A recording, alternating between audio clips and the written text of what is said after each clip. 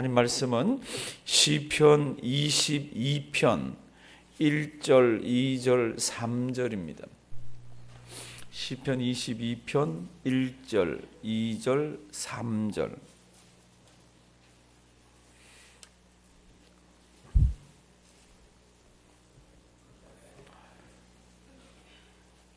구약 성경 815면 정도에 있습니다. 시편 22편 1절, 2절, 3절. 우리 다 같이 한 목소리로 한번 큰 소리로 한번 읽으십니다. 내 하나님이여, 내 하나님이여, 어찌 나를 버리셨나이까?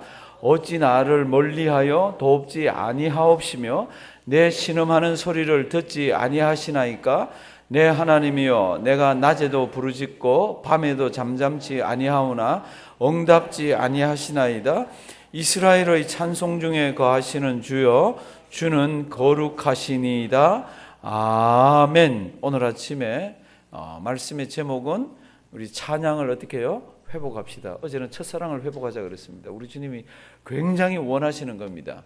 오늘은 우리 찬양을 회복합시다. 미국에 신문 발행인이며 그 다음에 영화를 만드는 어떤 분이 있었습니다. 그 사람 이름은 윌리엄 랜돌프 허스트인데요. 이 사람 돈이 모이고 자기가 여유가 있으면 늘 하는 취미 생활이 있습니다. 그 취미 생활이 뭔가 하면은 골동품 수집하는 겁니다. 골동품 수집하면 돈이 많이 들잖아요. 돈이 벌리면 또 사고, 돈이 벌리면 또 사고. 그러니까 어느 날 이렇게 잡지를 이렇게 보는데 유럽에 있는 어떤 왕가에서 귀한 골동품을 이렇게 있었던 이야기가 쓰여 있는데 그 기사를 보자마자 이 사람은 취미가 그거라 가슴이 막 콩콩 뜁니다. 이거를 찾아야지, 이것을 구해야지. 아시죠, 그죠? 취미 그런 게 있으면 막 어떻게 하든지 하려고 그러는 거예요. 그래서 유럽을 갔습니다. 유럽을 가가지고 이것저것을 다 뒤져도 그게 없는 거예요. 그러니까 이 사람이 이게 누가 가지고 있지? 이게 어디에 있지? 막 궁금하기 짝이 없습니다. 그러면 미국에 돌아오고 또 유럽에 가보고 결국은 찾지를 못했는데 어느 날 또 그런 골동품에 관한 잡지에 글이 났습니다. 이거에 관한 글이 난 거 있잖아요. 이 골동품을 누군가 가지고 있다 그러면서. 그래서 그 기사를 면밀히 읽어보면서 누가 가지고 있을까 어디 있을까 봤더니 가지고 있는 사람 이름이 자기 이름이에요. 자기가 가지고 있는 거예요. 자기가 가지고 있는 건데 워낙 골동품이 많아가지고 이 사람 자기가 가지고 있는 거를 몰란 거예요. 그 어마어마한 가치를 가지고 있는 그 도자기를 자기 집에 잘 모셔놓고는 그게 있는지도 모르고 그걸 찾으러 그렇게 헤매고 다녔습니다. 사랑하시는 성도 여러분들, 어쩌면 우리에게도 그런 모습이 있는지 몰라요. 그걸 하기만 하면 능력이 있고 그걸 하기만 하면 하나님의 은혜가 임하고 그걸 하기만 하면 위로를 받고 그 하기만 하면 하나님께 올려드리는 모든 것들이 더 자연스럽고 은혜도 받고 감격하고 이런데 안 하는 게 있습니다. 그게 뭡니까? 그게 오늘 아침에는 뭐라고요? 찬양. 그래서 한번 회복해 보자고. 지금은 아주 짧습니다. 근데 잘 한번 보십시오. 성경 말씀 앞에도 나오지만 자기 성경 한번 보십시오. 이 시편 22편은 다윗이 시를 썼습니다. 얼마나 고통 가운데 썼던지 21편 1절은 예수님이 십자가에 달려 돌아가시면서 이거를 인용하셨어. 그래서 시편 22편은 메시아시라고 이렇게 얘기합니다. 이거 원래 메시아를 위해 쓴 거 아니에요. 다윗이 자기가 얼마나 괴롭고 어렵든지 다윗이 자기 심정을 담아서 했습니다. 얼마나 어려워서 하나님께 막 기도를 하고 하는데도 하나님이 가만 계세요. 그러니까 1절 내 하나님이여, 내 하나님이여, 어찌 나를 어떻게 해요? 버리셨나이까? 어찌 나를 멀리하여 돕지 아니하옵시며 내 신음하는 소리를 듣지 아니하시나이까? 그 정도로 막 어렵고 힘든데도 하나님 가만 계세요. 기도하고 하나님만 바라보는데. 그래서 2절 내 하나님이여, 내가 언제도 낮에도 부르짖고 언제도 밤에도 막 잠잠하지 않고 부르짖는데 하나님이 가만 계세요. 얼마나 답답하겠어요. 그런 적 있어요? 많죠. 그거 없으면 신앙생활 맛을 좀 덜 본 겁니다. 처절하게 부르짖는데도 하나님 가만 계세요. 그런데 다윗이 3절 보면요, 하나 깊이 깨닫는 게 있습니다. 하나님은 내 기도에 지금 응답하지 않고 멀리 계신 것 같고 나를 버리신 것 같은데 가만 보니까 하나님이 자기를 보고 계시죠. 하나님이 거기 거하세요. 그게 뭡니까? 3절. 우리 다 같이 3절 큰 소리로 한번 읽으십니다. 이스라엘의 찬송 중에 거하시는 주여, 주는 거룩하시나이다. 아멘. 내가 낮에도 부르짖고 밤에도 부르짖어도 하나님 가만 계신 것 같고 나를 왜 그렇게 버리십니까? 나를 왜 그렇게 멀리 하십니까? 막 이렇게 하는데 가만 기도하면서 보니까 하나님은 지금도 나를 보고 계셔. 하나님은 나를 붙들고 계세요.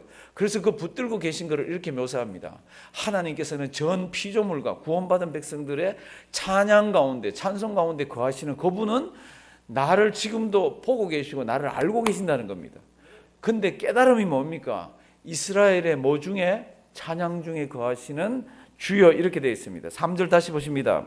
이스라엘의 뭐 중에? 찬송 중에 거하시는 주여.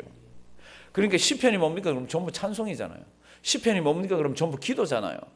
기도의 찬송을 올려드리고 한 다윗이 깨달은 게 뭡니까? 그러면 그런 찬송을 하고 그런 하나님 아버지 앞에 찬양할 때에 하나님께서는 그 가운데 계신다는 겁니다. 역사하신다는 겁니다.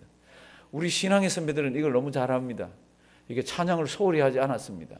사랑하시는 성도 여러분들, 은혜 처음 받았을 때 기도도 많이 하셨죠. 주일 안 뽀지가 나와서 막 예배 드리면서 아쉽다 그랬죠. 근데 그때 우리에게 있었던 가장 자연스러운 현상 중에 하나가 뭡니까? 뭐 하셨어요? 찬송했습니다.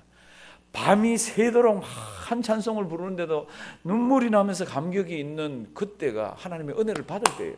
왜요? 하나님께서는 찬송 드리고 찬양 드리는 가운데 역사를 하십니다. 이게 찬양은 올려드리는 거잖아요. 기도도 올려드리는 거고, 올려드리면 그 찬양 곡조가 있고 내가 모든 나의 인격과 감정을 다 쏟아서 올려드리기 때문에 내 속에서 막 무슨 역사들이 있습니다. 그러니까 찬양의 특징은 올려드려서 하나님께 영광스럽게 하면서 동시에 알 수 없는 어떤 그 신비하고 영적인 것들이 내 속에서 역사를 하시면서 나를 굉장히 회복을 많이 시켜줍니다. 이 다윗이 지금 1절, 2절 처절하게 하나님 왜 나를 버리십니까? 왜 나를 멀리 하십니까? 이런 가운데서도 하나님이 찬송 드리는 그 가운데 계시구나. 그러면 찬송의 끈을 놓지를 않잖아요. 우리 주님 앞에 설 때까지 찬양 많이 하시기 바랍니다. 찬양하면 하나님께서 그 속에서 역사를 하십니다. 지금부터 어떻게 보면 한 3,000여 년 전입니다. BC 9세기 3,000여 년 전에 아람과 그 다음에 모압과 암몬 자손, 그리고 또 다른 민족이, 세 민족이 합쳐가지고 이스라엘 유다를 쳐들어옵니다. 그때 왕 이름이 여호사밧입니다. 여호사밧이 그들이 얼마나 많이 쳐들어왔는지 보니까 자기들이 대항할 힘이 없습니다. 그래서 여호사밧이 백성들에게 금식을 선포하면서 기도해 달라고. 그러면 자기는 하나님 아버지 앞에 가서 기도를 합니다. 성경을 읽어보시면요, 이렇게 되어 있습니다. 하나님, 우리 힘이 없다고. 저 사람들이 저렇게 많이 왔는데 우리 어떻게 하면 좋으냐고. 그때 하나님께서 이렇게 얘기합니다. 오늘 우리 이런 찬송 불렀잖아요. 너 가만히 있어라. 백성들하고 나가서 하나님께서 어떻게 역사하시는지를 한번 봐라. 그렇게 해서 이 왕이 백성들에게 다 모여라. 그리고 전쟁이 일어나는 그곳에 우리 다 같이 한번 가보자. 그리고 이렇게 하는 것이 역대하 20장에 기록되어 있습니다. 이제 앞에 성경이 나올 거예요. 역대하 20장. 그 성경이 진행되는 동안에 사람들이 모여서 이제 여호와께서 어떻게 하시는지를 이제 보기 위해서 다 모여서 이제 나가는데, 이 여호사밧이라는 왕이 백성들하고 상의를 합니다. 그러면 하나님께서는 우리 보고 가만히 있으라 그러면서 다 역사를 한다고 그랬다. 그러면 우리는 가만히 있으면서 우리는 뭘 하면 좋을까? 무기를 들고 싸우지 말라는 뜻이잖아요. 가만히 있으라는 거는. 이게 하나님이 다 해주시는데 그럼 우리는 뭐 하면 될까? 그때 이제 성경 말씀이 역대하 20장 21절에서 23절 기록되어 있습니다. 뭐라고 성경이 기록하고 있습니까?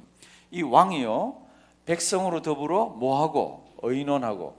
전쟁이 났습니다. 전쟁에서 의논은 무슨 의논입니까? 작전 계획이죠. 우리가 어디를 치고, 우리가 무기는 무엇을 가지고 있고, 인원은 어디로 배치하고, 이런 거 의논하는 겁니다. 전쟁이 나면 군에 가보셨던 분들은 알 거예요. 그런데 왕이 백성들하고 의논을 합니다. 그리고는 무슨 결정을 합니까? 무기에 관한 게 아닙니다. 인원 배치에 관한 게 아닙니다. 작전에 관한 게 아닙니다. 뭐라고 합니까? 백성으로 더불어 의논하고 노래하는 자를 택하여 거룩한 예복을 입히고, 요즘 말로 하면 찬양됩니다. 그냥 일반 백성이 다 할 수도 있지만 특별히 다 해서 어디 앞장세울 수가 없으니까 노래하는 자를 택하여 거룩한 예복을 입히고, 어디 앞에서요? 군대 앞에서. 뒤에서 하는 게 아니라 군대 앞에다가 세웠습니다. 그리고는 막 찬양을 하게 했습니다. 누구에게? 살아계신 여호와 하나님, 찬송 중에 구하는 여호와 하나님께 막 찬양을 드렸습니다. 그랬더니 성경이 이렇게 되어 있습니다. 군대 앞에서 행하며 여호와를 찬송하여 이르기를. 다 같이 읽습니다. 여호와께 감사하세 그 자비하심이 영원하도다 하게 하였더니 22절. 참 기가 막힌 성경 말씀이 있습니다. 그 노래와 찬송이 어떻게 해요? 시작될 때 여호와께서 움직이셔서. 사랑하시는 성도님들, 혹시 지금 너무나도 캄캄해서 주님 이거 하나님 어떻게 하면 좋습니까? 그런 분들 막 기도하는데도 하나님은 가만 계시듯이 그렇게 참 영적으로 답답한 분들 계시면요, 찬양하십시오. 성경은 이렇게 얘기합니다. 찬양하기 시작할 때에 하나님께서 움직였어요. 복병을 두고요, 그 세 민족이라 그랬잖아요. 그 중에 두 민족이 한 민족을 칩니다. 그래서 싹 없애버립니다. 그리고는 요 두 민족이요, 죄송합니다. 자기들끼리 싸웁니다. 자기들끼리 싸워가지고 두 민족이 다 죽어버리는 거 있잖아요. 언제 이런 일을 하나님께서 하셨습니까? 언제요? 찬양할 때. 우리 찬양 못하는 분 계세요? 찬송가 집에 없는 분 계세요?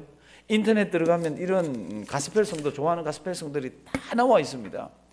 찬양하기 한번 시작해 보십시오. 2020년은 다른 해보다 찬양 많이 한번 해보십시오.